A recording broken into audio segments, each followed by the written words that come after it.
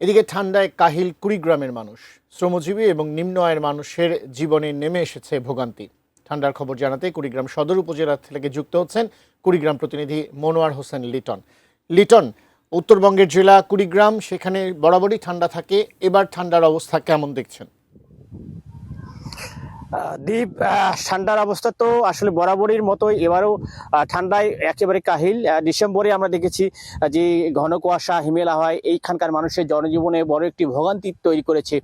সেটি জানুয়ারিতে কন্টিনিউ আছে, অর্থাৎ জানুয়ারি থাকলেও এখন ঠান্ডার প্রকোপটা অর্থাৎ তাপমাত্রাটা অনেক কমতেছে। গতকাল 10.7 ছিল, আজকে 10-এর ঘরে।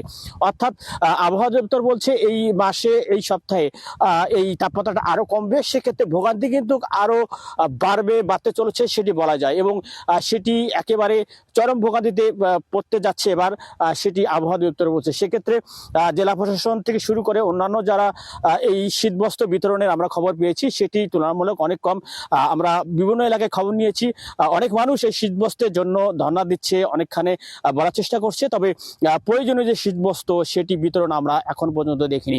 সেই সঙ্গে সকাল থেকে যে ঘন কুয়াশা শুরু হয় সেটি আমরা কয়েকদিন আগে দেখেছি, একেবারে সূর্য ওঠেনি, তবে গতকাল থেকে সূর্য উঠতেছে। আজকেও সূর্যের ঝলকানি আছে, তবে তাপমাত্রা একেবারে নেই, সূর্যের যে নিজস্ব ক্রিয়া সেটি নেই।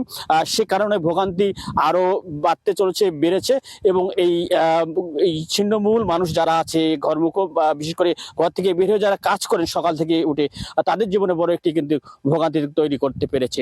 দীপ।